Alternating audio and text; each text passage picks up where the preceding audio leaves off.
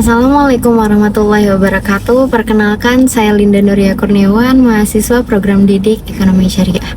Pada kesempatan kali ini, izinkan saya memaparkan materi tentang peradaban ekonomi klasik dari abad 1 sampai dengan 15 sebagai bagian dari mata kuliah pemikiran ekonomi Islam yang dibimbing oleh Ibu Gina Ulfa Saifur Rahman, MA/SY.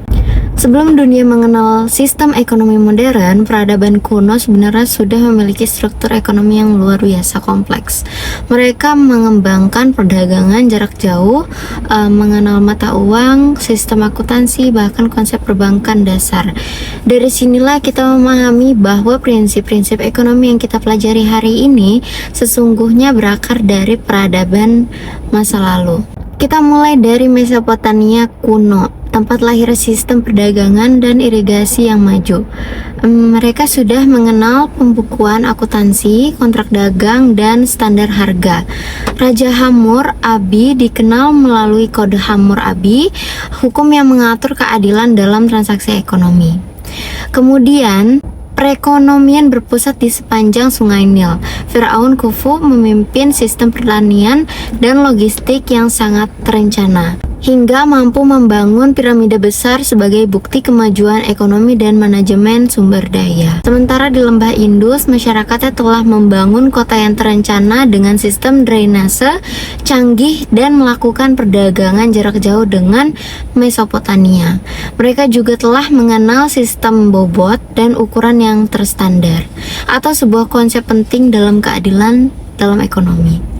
Selanjutnya, Yunani kuno menjadi cikal bakal munculnya pasar bebas atau agora. Di sini lahirnya pemikiran ekonomi klasik dari Aristoteles yang membedakan antara ekonomi alami untuk memenuhi kebutuhan dan ekonomi krematistik, yaitu kegiatan ekonomi yang berorientasi pada keuntungan semata. Sedangkan Kekaisaran Romawi membawa konsep ekonomi ke level yang lebih luas. Mereka membangun jalan raya, pelabuhan, serta sistem pajak yang efisien. Kaisar Caesar Augustus dikenal sebagai tokoh penting yang menciptakan stabilitas ekonomi dan memperkuat sistem moneter dengan mata uang denarius sebagai alat tukar utama. Memasuki masa peradaban Islam klasik, yaitu abad ke-7 hingga ke-15, dunia Islam menjadi pusat peradaban ekonomi global. Muncul berbagai inovasi finansial seperti sak atau surat berharga, mudharabah sebagai bentuk kemitraan dagang, hingga sistem kredit dan asuransi awal. Kota-kota seperti Baghdad, Damaskus, dan Kairo berkembang menjadi pusat perdagangan dan keilmuan.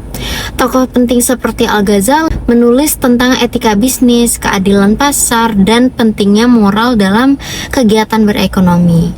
Nilai-nilai Islam juga menjadi fondasi utama karena menekankan keadilan, keseimbangan, serta tanggung jawab sosial dalam setiap aktivitas ekonomi. Sementara di bagian timur, dinasti Cina juga memainkan peran besar dalam membentuk ekonomi global. Mereka membuka jalur perdagangan lintas benua melalui jalur sutra, menghubungkan Asia, Timur Tengah, dan Eropa. Di bawah pemerintahan Kaisar Kangxi, Cina mengembangkan uang kertas pertama di dunia, memperbaiki sistem perbajakan, dan membangun infrastruktur besar-besaran yang menunjang perekonomian nasional. Dari seluruh peradaban yang kita telah bahas, ada beberapa pelajaran yang penting yang dapat kita ambil, yaitu pertama, infrastruktur menjadi fondasi utama bagi kemakmuran ekonomi. Yang kedua, ada standarisasi baik dalam mata uang maupun ukuran, atau menciptakan kepercayaan dalam perdagangan. Yang ketiga, ada inovasi finansial seperti kredit dan perbankan yang memungkinkan perdagangan berkembang lintas wilayah. Dan yang keempat, etika bisnis menjadi kunci keberlanjutan ekonomi, yaitu sebuah prinsip yang sangat ditekankan dalam ajaran Islam.